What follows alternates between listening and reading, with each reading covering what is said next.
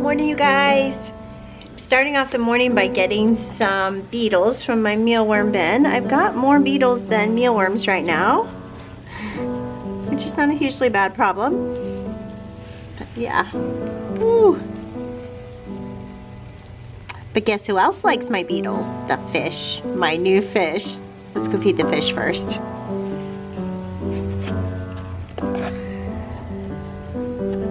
If you haven't seen my aquaponics system, I'm now an aquaponics gardener. Well, not yet because I haven't planted anything on top, but shortly, in the next few days, I will. Okay, I'm just gonna throw some beetles to my tilapia.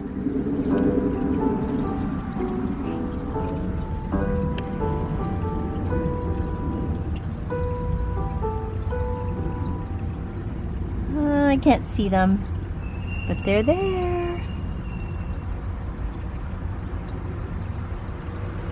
Oh, I see them down there a little bit.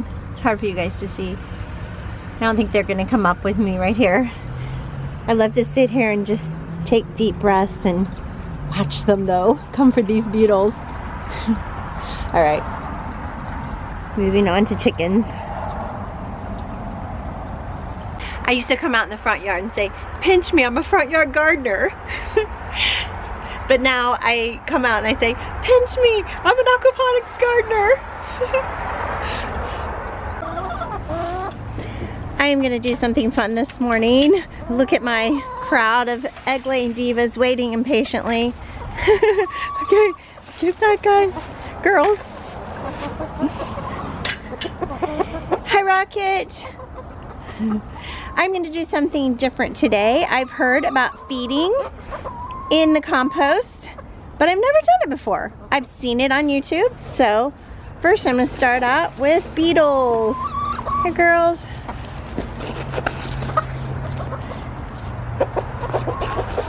And then I'm also going to throw some over here because we're having kind of a contest between which way works better, in the compost bin or out.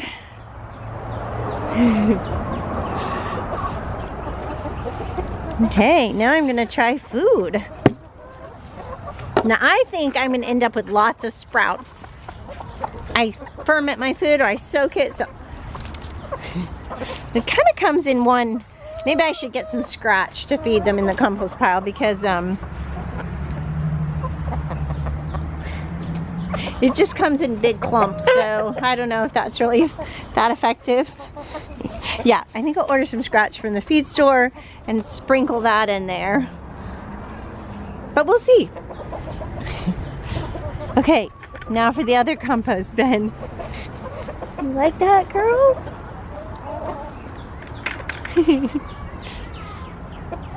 Such a beautiful flock.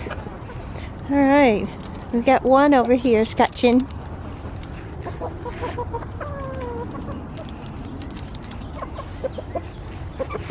I'm trying to kind of spread it out, but since it's wet, it kind of comes in clumps.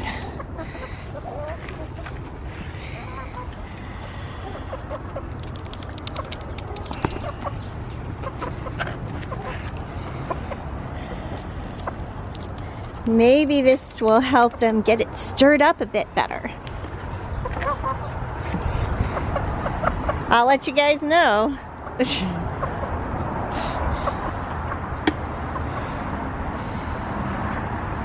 How's that comb doing, Rocket?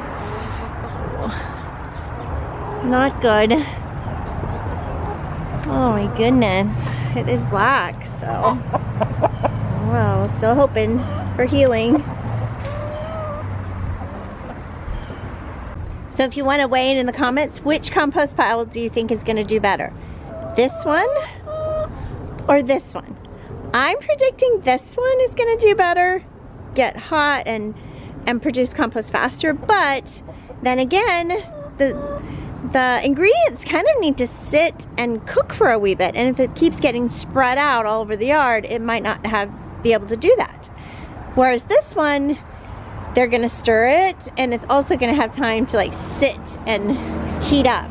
So I don't know, we'll see. What do you guys think? Maybe you've already tried this and you already know the answer. Let me know in the comments.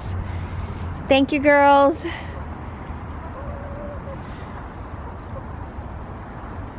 I love starting the day like this. There's just nothing like it. Oh, girls, get along. Come on. Like squabbling children.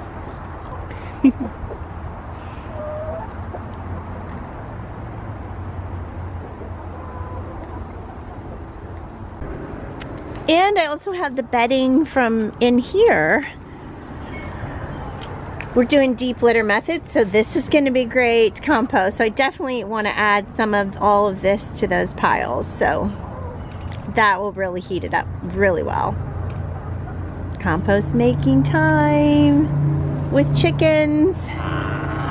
You guys, it has been a really mild winter in Dallas, Texas. My plants have all been out. Haven't had to carry any back in since that hard freeze.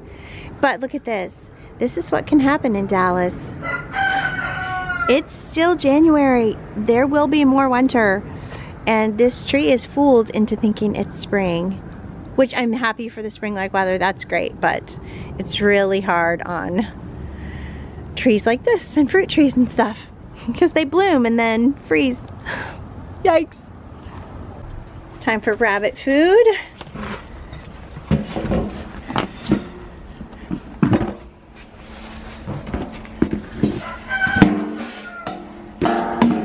I always try to say where I am in every video because so many times I've been watching a gardening channel and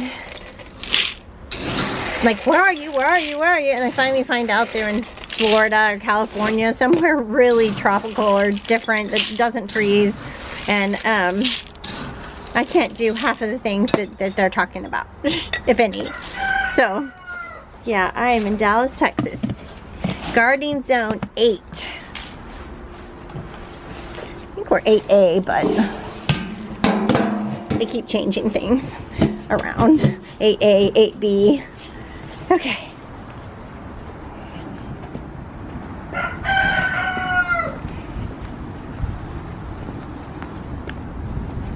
Hi, puppy.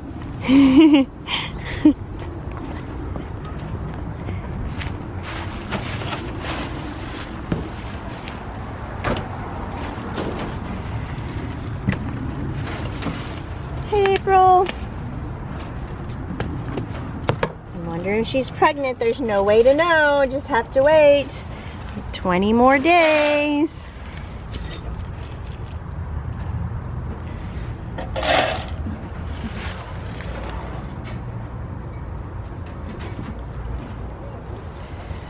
Lots of shadows today.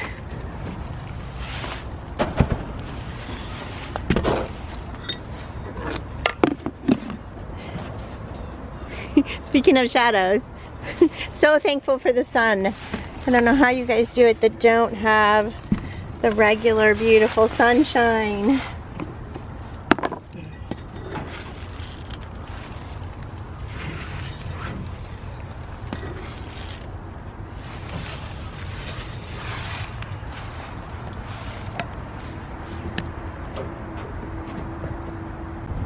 Yay, Chewy, you talked her into it. What a champ. And Tamu, no worries. No worries, buddy. She was a hard sell. She was a hard sell. We'll give you another chance. No worries.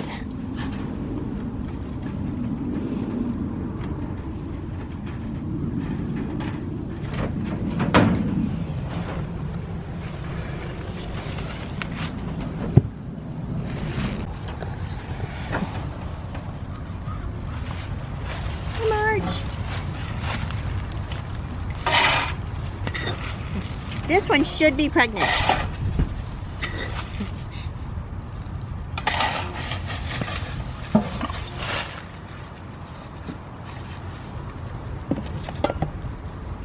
Yeah, you should be pregnant. Whoop.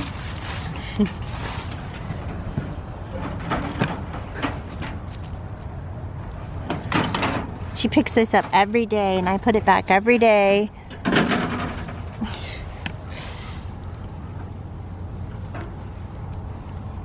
So soft.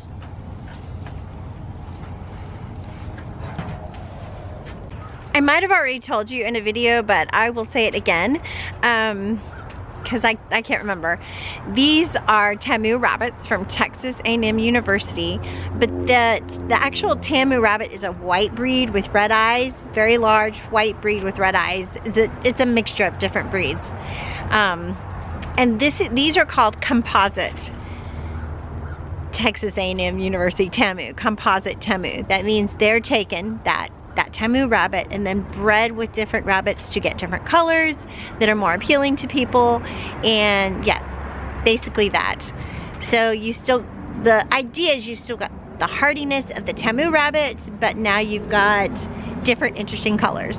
And then of course I still have my champagne buck that I was kind of keeping for emergencies, but turns out he got the job done. So we'll see. We'll see. My bees in this hive just slurped down that sugar syrup. It is completely gone. So that is great. I'll make them some more today. Keep feeding them. It was a hard summer, you guys, with the drought, so they probably went into, well, I tore them up putting them in this hive. I don't think I've shown that video yet, but I will. Oh, there's some coming and going.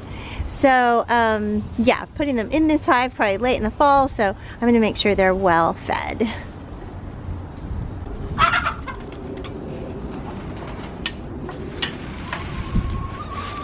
Unfortunately, these girls in my chicken yard, I've seen a few bees around it, but I'm really worried that they are done. They have, maybe they've drank a tiny bit of their sugar syrup, but they certainly didn't drain it like the other hive. So I'm really worried about this hive. If it's warm enough, if I got to a warm enough day, probably not today, I'm gonna open it up and just see, you know, if there are any bees there that are worth feeding. All right, so that's sad and totally my fault. But like I said, I was having surgery and recovery, and so you can only do what you can do. So hey you guys, Eli's gonna do the background music for us.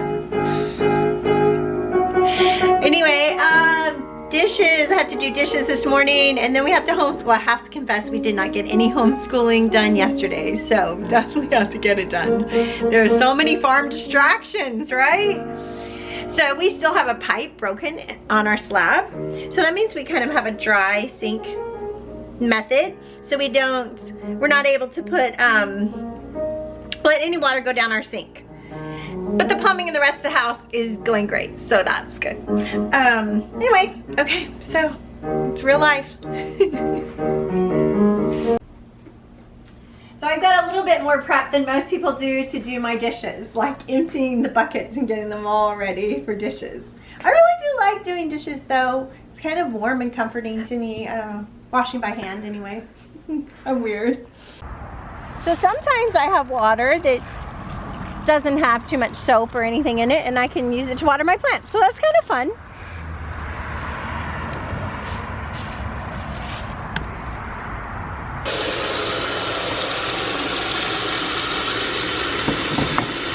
I should also say that we are saving money to get this fixed. But we're not quite there yet.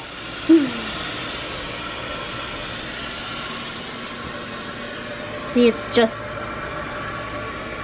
loose pipes down there. But the broken part isn't here. The broken part is under our slab. That's what makes it so expensive and crazy. Anyway.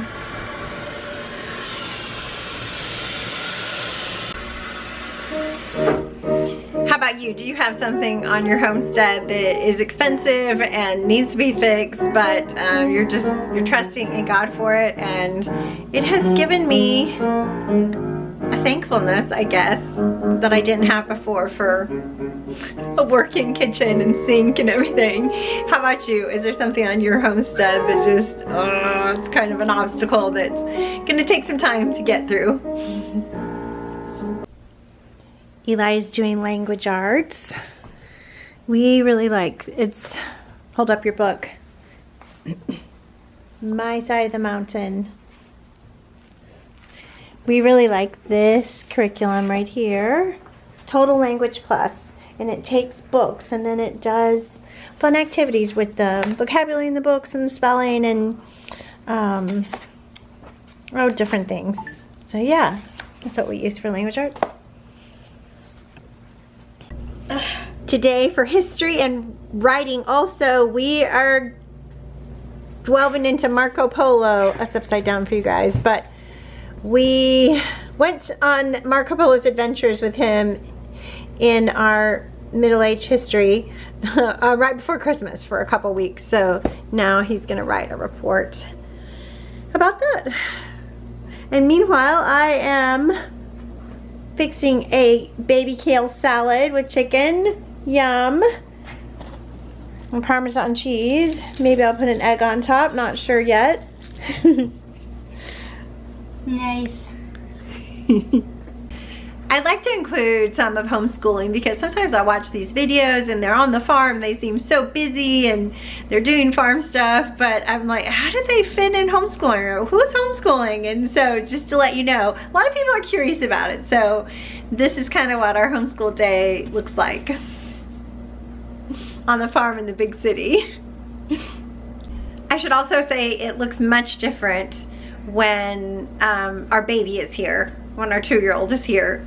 We're not watching him today, so yeah, we get to kind of relax and homeschool, but normally we'll do most of the homeschool when he's sleeping, right, Eli?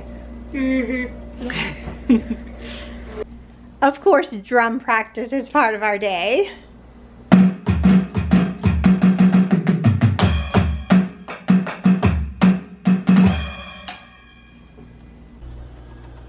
Meanwhile, I'm making more syrup for my bees.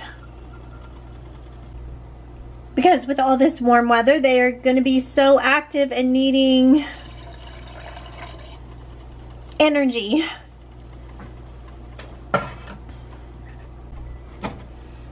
And that's 8. Remember, it's a 2-to-1 ratio, 2 parts sugar, 1 part water, because they need a thicker syrup in the winter or fall. So our last subject in school is Scouts. Eli is a Scout, and my husband Hunter is one of the Scout leaders. So it's something they get to do together, and he got to do with all my boys.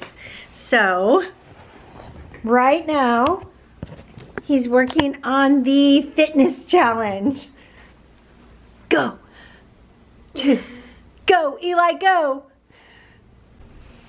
Also, when I talk about homeschooling, I should tell you guys that we belong to a co-op. And we go 1 day a week, and it's a big part of our homeschool. Eli's taking lots of fun classes there, and Rose is taking credit classes for her senior year. So she's doing all of her classes, almost all of her classes, at co-op this year. So that is a huge part of our homeschool also. So that's one advantage to living in the city, I guess, not having farm property out in the country, because we're close to those, we're close to community, to homeschool community. So that's fun. 3, almost there. 34. 35, yes! We also have these hives. Oh, I don't see any activity. Oh, I do see a bee. Oh, there's another bee coming out. Good. So we have this hive and this hive. And these are my brother-in-law's, well, my beekeeping buddy. Technically they're his hives, but you know, we share. We love working together. And there's a bee going in. Excellent. That's a good sign. Okay, let's feed these. Feed these bees. My brother-in-law has made beautiful outdoor feeders, so you can just take it off. Oh, come on. Take it off and fill it up and put it back. I don't have my suit on today, so hopefully everything will go well. If you haven't listened to my videos before, I'm allergic to bees, unfortunately. I got stung multiple times, but I'm having a systemic reaction now when I get stung, so I keep an EpiPen on me and Benadryl. guys over here. Anyway, so I'm sure everything's gonna go splendidly. I am so fascinated with these wonderful insects that I can't give it up. I wouldn't even think about giving up. Well, give it some thought, but I decided no, can't give it up.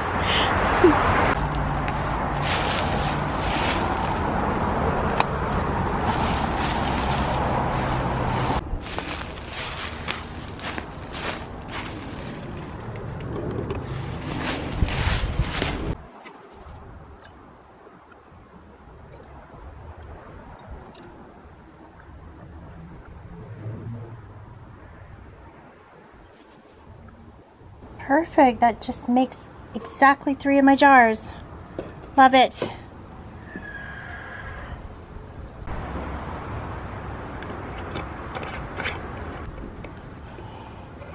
I like these plastic lids the best. And if you haven't seen me feed my bees before, they eat through these little holes, if you can see that. Little holes there, tiny holes. And they do metal ones too, or you can make your own, but I like these plastic ones. I'm gonna get some more of those because they come off a lot easier. The metal ones get a little rusty and stuck. All right. Let's go give these girls some food. They're looking for their sugar syrup. Here you go, girls.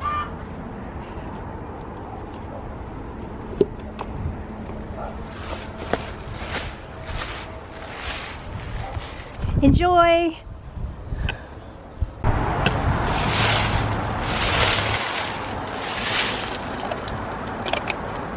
Enjoy.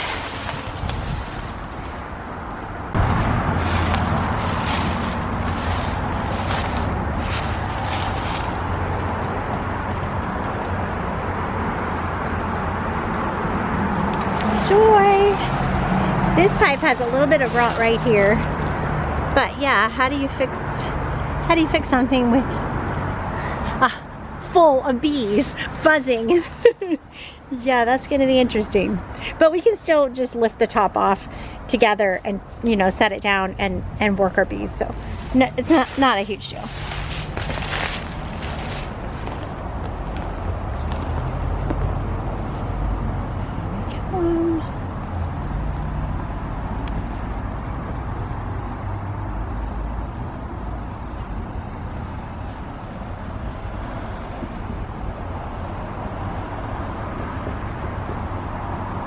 I would say it's a 60 something, somewhere in the 60s probably today. They're definitely out and about. That is a good sign.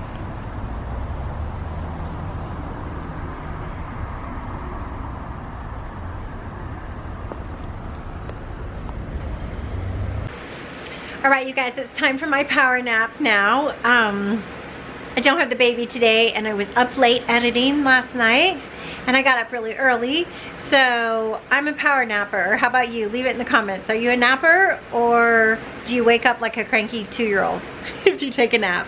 I'm a power napper, and I actually use a nervous system reset by Andrew Huberman.